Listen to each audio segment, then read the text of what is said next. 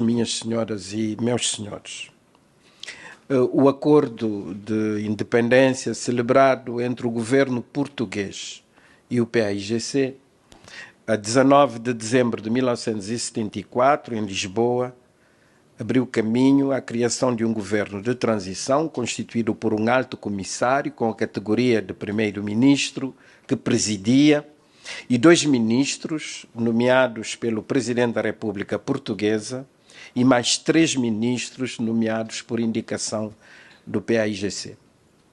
Era, pois, um governo paritário, integrado por 3 portugueses e 3 cabo-verdianos, organizado em 7 ministérios: da administração interna, da justiça, da coordenação económica, da educação e cultura, do equipamento social, do trabalho e dos assuntos sociais. As áreas da defesa e da comunicação social ficaram sob a responsabilidade do alto comissário, que também exercia as funções de comandante-chefe das Forças Armadas estacionadas em Cabo Verde. O governo respondia politicamente perante o Presidente da República Portuguesa. O Comodoro Vicente Manuel de Moura Coutinho Almeida Dessa, alto comissário, o Major José Manuel Vaz Barroco, ministro da Administração Interna, e o Tenente-Coronel de Engenharia Vasco Fernandes de Melo Wilton Pereira, ministro do Equipamento Social e Ambiente, representavam Portugal, e Carlos Reis, ministro da Justiça e dos Assuntos Sociais, portanto, acumulando 2 pastas, e Amaro da Luz, ministro da Coordenação Económica e Trabalho, também acumulando 2 pastas e 2 ministérios, e Manuel Faustino, ministro da Educação e Cultura, representavam o PAIGC. Para apoiar os ministros foram, entretanto, nomeados por portaria ministerial secretários adjuntos: David Offer Almada, Corentino Santos, Osvaldo Sequeira e Adriano Lima assumiram, respectivamente, os cargos de secretário adjunto da Justiça, secretário adjunto das Finanças, secretário adjunto da Economia e secretário adjunto do Equipamento Social e Ambiente. Nos termos do Acordo de Lisboa, a 19 de dezembro de 1974, e do Estatuto Orgânico do Estado de Cabo Verde, Decreto-Lei nº 1374, de 17 de dezembro, o governo de transição, que tomou posse no dia 30 de dezembro de 1974, devia conduzir as operações necessárias à eleição, por sufrágio direto e universal, de uma Assembleia com poderes soberanos constituintes, que devia proclamar a independência e elaborar a Constituição da República. No dia 30 de junho de 1975, foram então realizadas as eleições à Assembleia Nacional e foi declarada a independência no dia 5 de julho. É bom lembrar esses momentos históricos. Trata-se de um dever de memória, mas também de um espaço de discussão sobre os contextos e os marcos da história política contemporânea de Cabo Verde. Com certeza que há sentimentos e opiniões diferentes a propósito desses marcos. Isso é normal em democracia, onde a história se vai constituindo a partir da pluralidade de estudos, de opiniões e de sentimentos. A quando da tomada de posse do governo de transição, a situação era extraordinariamente difícil e complexa. Seca prolongada, insegurança alimentar, pobreza extrema, precariedade dos serviços de saúde e de educação e grande vulnerabilidade económica, social e ambiental. Temos de homenagear esses jovens de 74 que lutaram contra o salazarismo e pela autodeterminação e independência de Cabo Verde, destacando-se então pela coragem, generosidade e ousadia.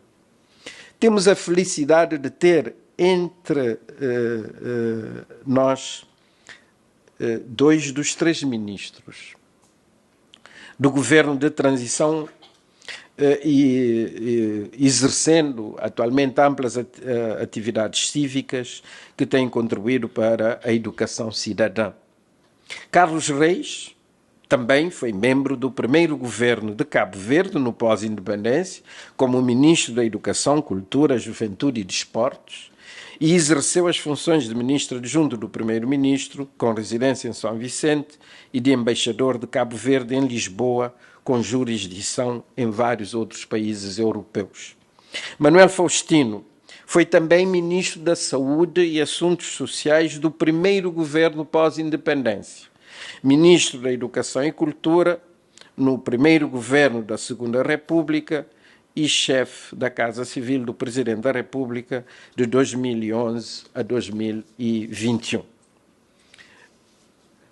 Temos também os secretários adjuntos, o Dr. David Offer Almada, que exerceu funções governativas no primeiro governo da República, após a independência, o Dr. Corentino Santos, que foi governador do Banco de Cabo Verde e embaixador de Cabo Verde nas Nações Unidas, e o Dr. Osvaldo Sequeira, também membro do primeiro governo de Cabo Verde no pós-independência, e o engenheiro Adriano Lima, que foi também membro do governo de Cabo Verde durante a Primeira República.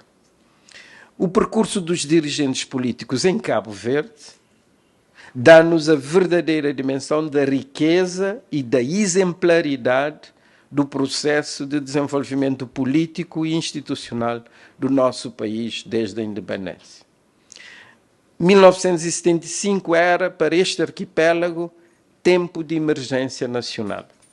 Cabo Verde, sem recursos naturais tradicionais, sem indústrias, sem serviços, e em acelerar o processo de desertificação física e humana, era, a todos os títulos, um país improvável. 50 anos depois, fizemos-lo um país possível. Hoje em dia, também vivemos tempos difíceis, caracterizados por guerras, conflitos, alterações climáticas, protecionismo comercial, extremismos, iliberalismos, discursos de ódio e restrições à mobilidade humana e discriminação dos imigrantes. Cabo Verde continua muito vulnerável e sensível a choques externos.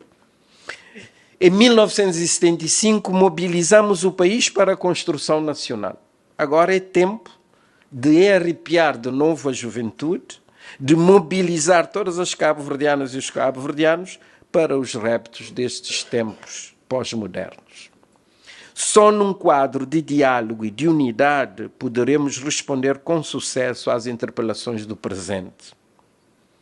Se lançarmos um olhar atento ao continente africano e a várias regiões do mundo, podemos dizer que a experiência de Cabo Verde nesses primeiros 50 anos, em todas as suas etapas, tem sido muito positiva. Temos um país que funciona. Os direitos fundamentais são protegidos e respeitados. Há separação de poderes. A justiça é independente. E as regras do jogo democrático são assumidas e respeitadas. Fizemos consideráveis avanços nos domínios da educação e da saúde. As infraestruturas foram amplamente modernizadas. As instituições políticas e económicas são inclusivas. Precisamos, todavia, andar mais depressa, sofisticar o processo decisório, ser muito mais eficientes na execução e mais eficazes nos resultados. Face aos reptos de hoje, é fundamental assegurar a mobilização de todas as competências nacionais nas ilhas e na diáspora, num grande juntamão, para discutir e consensualizar um Pacto Nacional de Desenvolvimento. Queremos, no horizonte de 2075, um Cabo Verde moderno, próspero e justo, com oportunidades para todos. Só será possível realizar o sonho se tivermos confiança no país, vontade férrea de vencer e inquebrantável esperança num futuro melhor, como esses jovens que há 50 anos assumiram o desafio de abrir os caboclos e construir os alicerces de um Estado soberano, aberto ao mundo e com uma enorme ânsia de desenvolvimento durável. Muito obrigado.